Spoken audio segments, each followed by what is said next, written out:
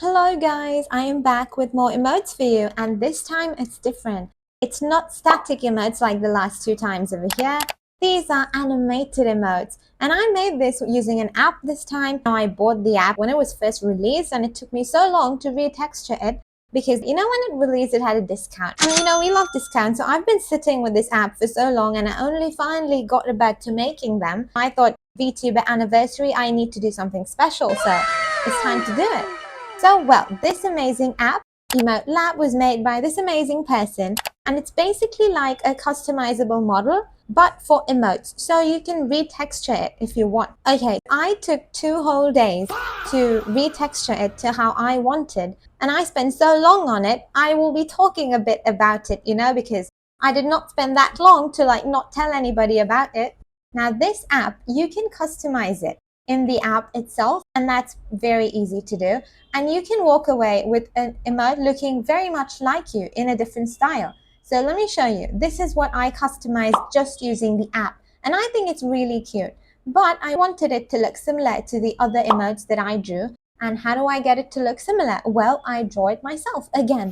So last time it was on top of bases, but this time it's a bit different. Since this is like a model, I had to find the textures and then draw on top of that. Let me show you. This is what I did with the app, and this is what I did after retexturing.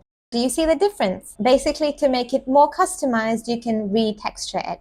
Okay, now let me talk about the retexturing process. Basically, you have to download these texture sheets and then draw over them, and then put it back into the folder and reload it. Well, it sounds really easy in theory, right? But no, half of the problem is finding the correct texture. And then once you draw it, you have to check if it fits, if the eyelash above the eyes or its placement is messed up, because those are in different layers if you want the eye to blink especially. And then same with the outfit to see if it's proper size and everything. So I was sending it from my iPad because I drew it on iPad on Procreate, and I was sending it to my laptop, and which was not an Apple laptop, so I could not use AirDrop. So I was sending myself so many emails. I think I sent myself definitely minimum 50 emails, maybe maximum 100. I definitely sent 50 though, that I'm sure of because I counted, and I deleted some, so it's more than 50. But yeah, I was sending myself so many mails and reloading the model each time to check if it's correct, the texture fitting. Yes, that was a process. I survived that though and ended up with these amazing emotes.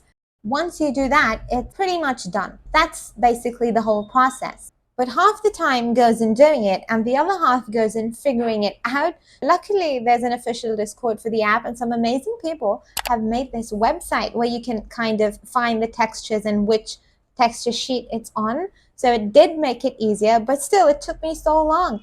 Let me put the time I spent on Procreate just drawing it. It shows the time. So, these are the things. I think it's about 9 to 10 hours, but this is just drawing. This does not include the time I spent thinking about what on earth and how to do it. This was my first time doing retexturing, so yeah, it took a while. Okay, now let me explain it to you, the entire process with pictures so you understand better. So first thing is you load the model, you customize it.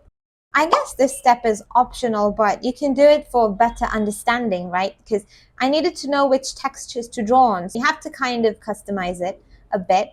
And then you go ahead and find the texture sheet. And then I drew over that. So look, this is the original sheet right here. And then after I finished drawing, this is how the sheet turned out to be.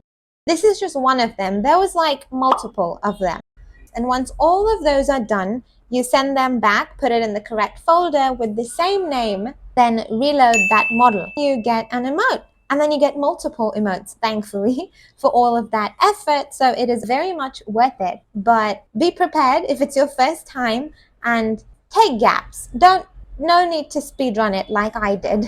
I did it non-stop. And now that all of the explaining part is done, let me show you a couple of emotes that I ended up with, though I may have used some. Look at that.